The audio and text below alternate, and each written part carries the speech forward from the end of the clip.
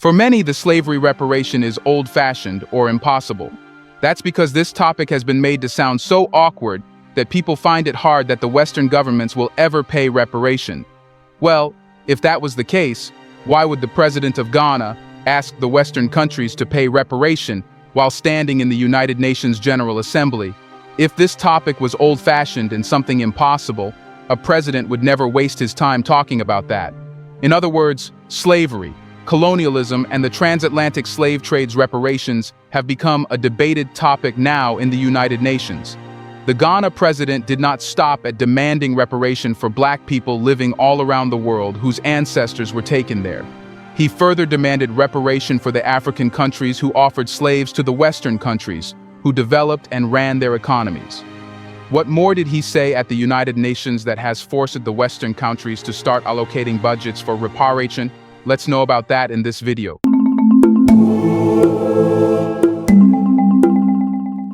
President Nana Addo Dankwa Akufo. Addo delivered a speech at the UN General Assembly, addressing the lasting impact of the slave trade on Africa, the Caribbean, and the Americas. He stressed the need for open acknowledgement, stating that it's high time everyone should openly recognize that a significant portion of Europe and the United States has thrived on the vast wealth accumulated through the labor, suffering, bloodshed, and horrors of the transatlantic slave trade. Referring to the recently published Brattle Report, it was highlighted that Britain carries an enormous $18.6 trillion debt in reparations, surpassing its annual gross domestic product by more than five-fold. The president underscored that while no amount of money can fully compensate for the atrocities, reparations would serve as a testament to the evil deeds committed, involving the forceful removal of millions of industrious Africans from their homeland and their forced uncompensated labor in the Americas and the Caribbean. President Akufo-Addo acknowledged the challenges in building prosperous and self-confident societies in nations whose natural resources were plundered for centuries and whose people were treated as commodities. Yes, he was referring to both the transatlantic slave trade and colonialism, and both of them demand reparation not only for black people living in foreign countries, but also for African countries. He stressed the need to discuss reparations, pointing out that current generations are not guilty of the slave trade, yet it was a state-sponsored, deliberate enterprise that has left a profound impact on the economic structures of the nations responsible.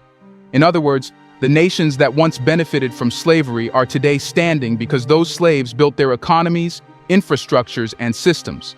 That's a robust argument that the Western world wants to have an escape from. Earlier, in July, African and Caribbean nations united to demand reparations for slavery, convening in Bridgetown, Barbados, to devise a strategy for reparations. The meeting saw participation from institutions such as the University of the West Indies, the Economic, Social, and Cultural Council of the African Union, Barbados government, the grant-making network Open Society Foundations, and the Caribbean Pan-African Network. In August, hundreds of individuals commemorated Emancipation Day by marching through London, advocating for reparations for slavery during the annual African Emancipation Day, Reparations Day, march held in Brixton, South London. You should know that Ghana's President Nana Akufo-Addo has been repeatedly asking for reparation. Back in 2022, he urged European nations to provide reparations to Africa for the enduring harm inflicted by the historical slave trade. During a summit in Accra, the president stressed the devastating impact of the slave trade on the African continent and the African diaspora, asserting that slavery stifled Africa's economic, cultural, and psychological progress. He emphasized the pressing need to revive and intensify discussions on reparations for Africa, underscoring that these discussions are long overdue. In recent years, calls for reparations related to the damage caused by the slave trade have gained momentum, fueled by the global Black Lives Matter movement's pursuit of racial justice. Advocates argue that slavery left a lasting economic legacy that impeded the development of former slave colonies and the nations from which enslaved individuals were forcibly taken. Ghana, in contemporary times, served as a significant departure point for millions of enslaved individuals who endured the harrowing Middle Passage journey to destinations like the United States, the West Indies, and South America. European agents orchestrated the abduction of millions of Africans from the interior, trafficking them to coastal slave forts, including Ghana's infamous Cape Coast Castle with its Gate of No Return. From there, they were loaded onto ships and sold in the Americas, with an estimated 2 million slaves perishing during the Middle Passage. President Akufo-Addo drew attention to the fact that slaveholders in Britain, France, and the United States received substantial compensation when slavery was eventually abolished in those nations. However, enslaved Africans received no reparations. He also pointed to the example of Haiti, which had to pay reparations amounting to 21 billion to French slaveholders in 1825 after the Haitian Revolution, the first of its kind in the Americas and the Caribbean, which led to the emancipation of enslaved individuals. Akufo-Addo argued that Africans should receive compensation like victims of other historical atrocities, such as Native Americans, Japanese Americans interned during World War II, and Jewish people who received reparations for the Holocaust. He asserted that Africa, which saw 20 million of its sons and daughters lose their freedom and be sold into slavery, also deserves reparations. Furthermore, the president called for European nations to formally apologize for the trauma of slavery, asserting that the entire African continent deserves a formal apology from European nations involved in the slave trade due to the crimes and the extensive damage inflicted on the African population, psyche, image, and character worldwide. The Atlantic slave trade was the horrific act of transporting enslaved African people, primarily to the Americas. European slave ships dedicated to this trade regularly followed a route known as the triangular trade, which included the perilous Middle Passage. This disturbing practice spanned from the 16th to the 19th centuries. The majority of those subjected to the transatlantic slave trade originated from Central and West Africa. They were initially sold by West African slave traders, with the primary buyers being Portuguese, British, Spanish, Dutch, and French slave traders. Some individuals were directly captured by slave traders during coastal raids.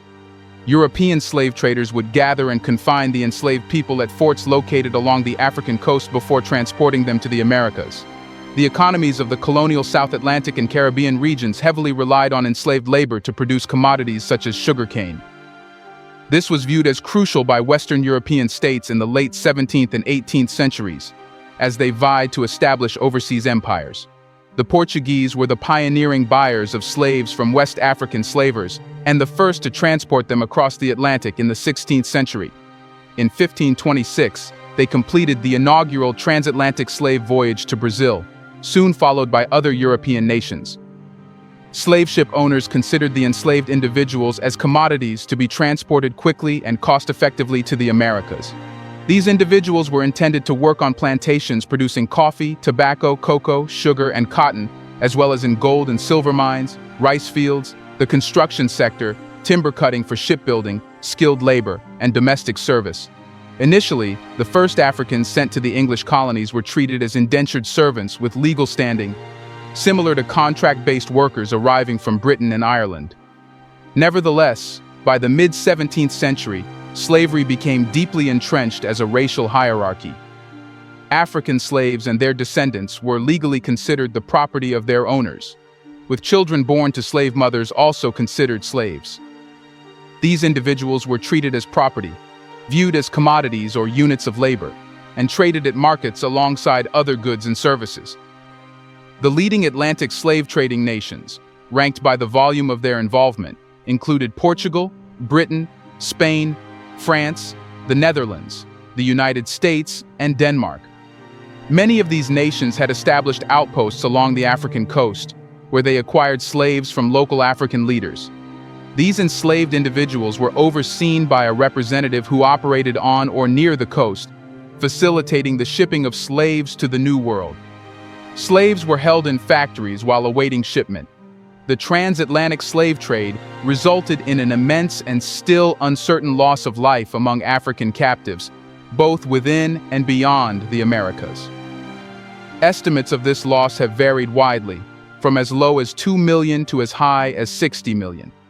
The exact number of lives lost during the process of enslavement remains shrouded in mystery, but could potentially match or even exceed the number of those who survived to become enslaved. This trade had devastating consequences, leading to the obliteration of individuals and cultures. Historian Ana Lucia Araujo has emphasized that the experience of enslavement didn't conclude upon reaching the shores of the Western Hemisphere. Instead, it varied for individuals and groups based on several factors, including their region of arrival, marketability, type of labor they performed, gender, age, religion, and language. Scholar Patrick Manning estimated that approximately 12 million individuals entered the Atlantic slave trade between the 16th and 19th centuries, with about 1.5 million of them perishing aboard the ships. Roughly 10.5 million enslaved people reached the Americas. In addition to those who died during the Middle Passage, many more Africans likely lost their lives during slave raids, conflicts in Africa, and forced marches to the ports. In the Western world, slavery had become the engine running the economies. The southern United States, fueled by profitable cash crops like tobacco, cotton, and sugarcane, held a central role as the economic engine of the burgeoning nation. The engine powering this was human slavery. Had the Confederate States formed an independent nation, they would have ranked as the fourth wealthiest globally at the beginning of the Civil War. The slave-dependent economy had made a significant contribution to American prosperity. By the time the war erupted, the South was responsible for producing 75% of the world's cotton and generating more millionaires per capita in the Mississippi River Valley than any other region in the country. Enslaved laborers represented the most substantial investment for Southern plantation owners, constituting the bulk of their wealth. The establishment of a thriving enterprise in the untamed wilderness required a vast labor force. Through much of the 1600s, the American colonies primarily operated as agrarian economies, heavily reliant on contracted captivity. The labor force mainly consisted of impoverished, unemployed laborers from Europe who had journeyed to North America in search of a fresh start. In return for their labor, they received food, shelter, basic education, and occasionally learned a trade. However, by 1680, the British economy had improved, and more employment opportunities had arisen in Britain. During this period, slavery became morally, legally, and socially accepted in the colonies. As the influx of European laborers to the colonies dwindled, the enslavement of Africans became increasingly commonplace. With a favorable climate and available land, property owners in the southern colonies began establishing plantation farms dedicated to cash crops such as rice, tobacco, and sugar cane. These enterprises demanded ever-increasing amounts of labor. To meet this demand, wealthy plantation owners turned to traders who imported a growing number of enslaved individuals, with the majority originating from West Africa. As the number of enslaved Africans brought in increased and rising fertility rates expanded the available inventory, a new industry emerged, the slave auction. These were open markets where human beings were examined as if they were livestock and then sold to the highest bidder, becoming an increasingly profitable venture. By the mid-19th century, a skilled and physically capable enslaved person could fetch prices as high as $2,000, although the exact amount varied from one state to another. Here's a reminder to please like and share the video and subscribe to our channel to watch more videos on Black culture, history, civilization, and identity. Let's continue now. The institution of slavery had become deeply rooted in the Southern economy, to the extent that not even the fundamental principle that all men are created equal could dislodge it. When delegates convened for the Constitutional Convention in Philadelphia, during the summer of 1787, they held diverse perspectives on the moral aspects of human bondage and the cruelty it entailed. However, they were in unanimous agreement on its economic importance. During that period, there were almost 700,000 enslaved individuals living in the United States, a population whose value would be worth millions of dollars by today's standards. The issue of slavery arose in discussions regarding the calculation of political representation in Congress. Southern states like Georgia and the Carolinas insisted that each enslaved person should be counted on par with the white population, a demand met with resistance from northern states. The compromise reached was to count each enslaved individual as 3/5 of a person, granting the South more representation. Additionally, it was decided that the prohibition of the slave trade would be delayed by 20 years, a concession to northern states that had already abolished slavery several years earlier. Before the American Revolution, tobacco reigned as the primary cash crop in the colonies. Tobacco exports surged from 60,000 pounds in 1622 to 1.5 million pounds by 1639. By the close of the century, Britain was importing over 20 million pounds of tobacco annually. However, after the colonies gained independence, Britain shifted its favor away from American products and saw tobacco as competition for crops cultivated elsewhere within the British Empire. Although tobacco had always been a challenging commodity for growers, susceptible to price fluctuations and vulnerable to weather changes, it also depleted the soil's nutrients. Nevertheless, as the importance of tobacco waned, another cash crop emerged with great promise: cotton. That's why slavery reparation becomes not only essential, but a moral obligation. For those who think reparation is not possible, it has been offered in the past. For example, reparation was paid to Japanese Americans in the past. The Civil Liberties Act of 1988 stands as a significant milestone in history, as it provided reparations and an official apology from President Reagan to Japanese Americans who had suffered unjust imprisonment during World War II. During World War II, over 125,000 individuals of Japanese descent, including about 80,000 U.S. citizens, were forcibly relocated and detained in 75 identified incarceration sites across the nation. These actions were initiated by President Franklin D. Roosevelt through Executive Order 9066, following Japan's attack on Pearl Harbor. Out of the 127,000 Japanese Americans residing in the continental United States when Pearl Harbor was attacked, approximately 112,000 lived on the West Coast. Among them, around 80,000 were Nisei, or second-generation American-born Japanese citizens, Sansei, or third generation, the children of Nisei, and Issei, or first-generation immigrants from Japan ineligible for U.S. citizenship. The placement of Japanese Americans in concentration camps was determined by their local population density and regional political considerations. Most of these camps were located in the interior of the West Coast. Interestingly, in Hawaii, where there was a significant Japanese American population, only a small portion was incarcerated due to martial law. Notably, California even identified individuals with 1/16 or more Japanese ancestry as candidates for incarceration. Executive Order 9066, authorized by Roosevelt, empowered regional military commanders to establish military areas, from which they could exclude any or all persons.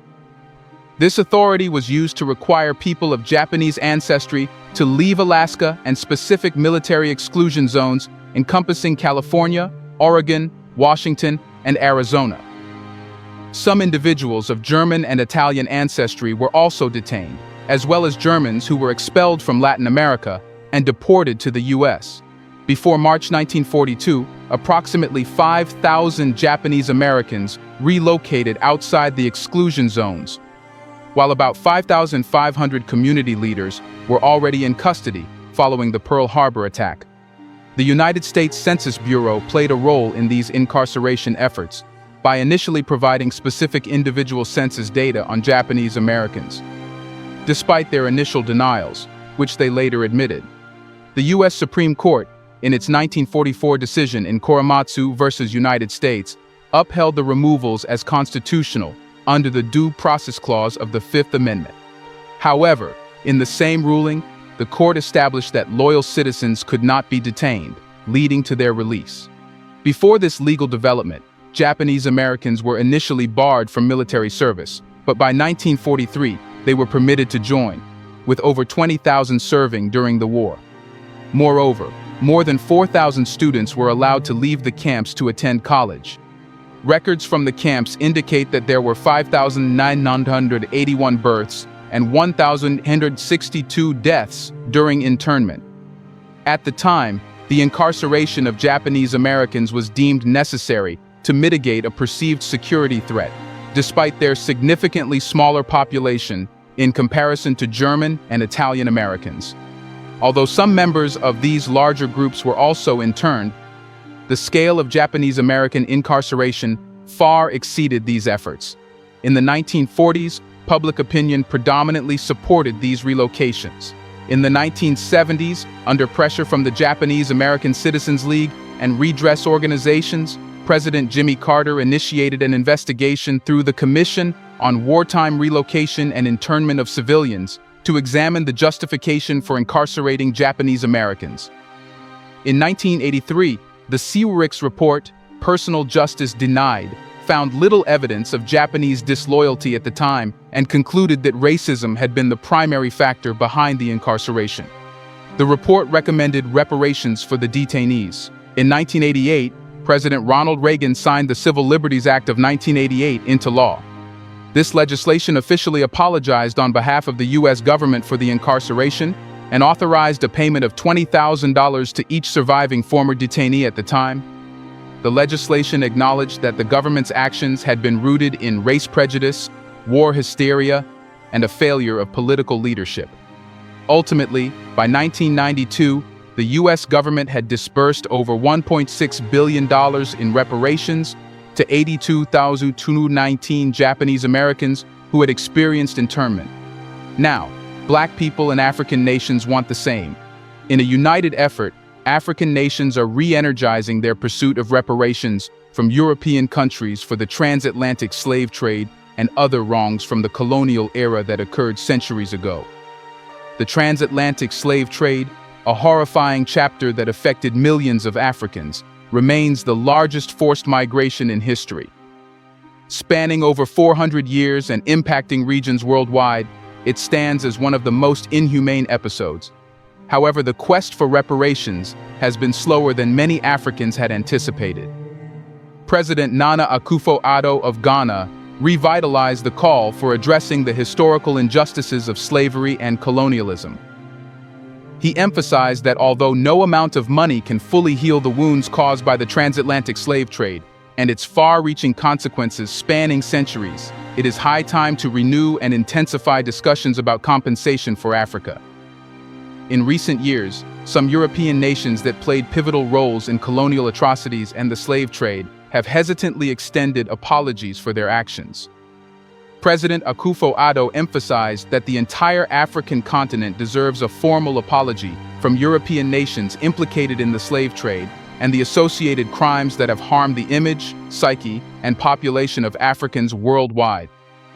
Reparations have long been a central focus of the African Union, and recent achievements, such as the return of pilfered artifacts and Germany's reparations payment of $1.1 billion to Namibia for colonial-era genocide, exemplify progress in this ongoing struggle.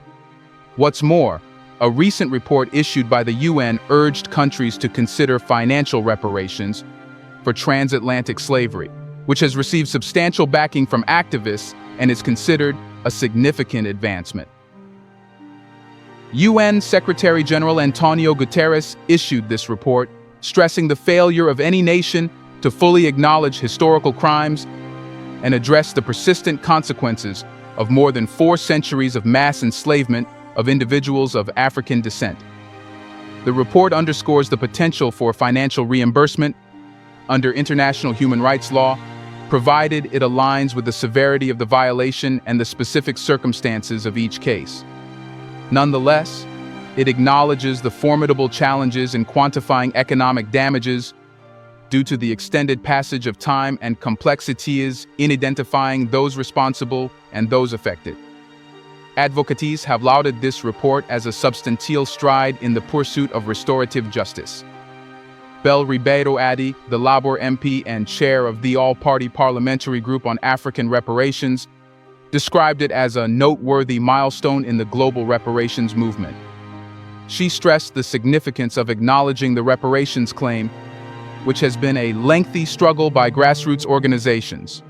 She pointed out that while those who were enslaved could not advocate for reparations, their descendants continued to grapple with the enduring consequences of African chattel slavery. What's more, a prominent UN judge recently stressed that the UK can no longer disregard the mounting demands for reparations related to transatlantic slavery. The judge urged the UK to alter its position and acknowledge the historical and legal necessity for reparations concerning transatlantic slavery. Now, Slavery reparation has become a global issue, which has to be resolved. The countries who benefited from slavery and are today standing due to the slave labor must pay reparation. What do you think? Should reparations be paid to Black people all around the world and African countries too? Isn't it true that if people stopped demanding reparation, there would be a time when reparation would sound like a fictional idea? Let us know your thoughts on how the Western countries can be made to pay reparation without any delay. Do you want to watch more videos like this one? If yes, subscribe to our channel and press the bell icon next to it. We have decided to bring videos on something nobody talks about: the Black culture, civilization, history, and evidence about how glorious Blacks have been. Thanks for watching, and until the next video, stay tuned.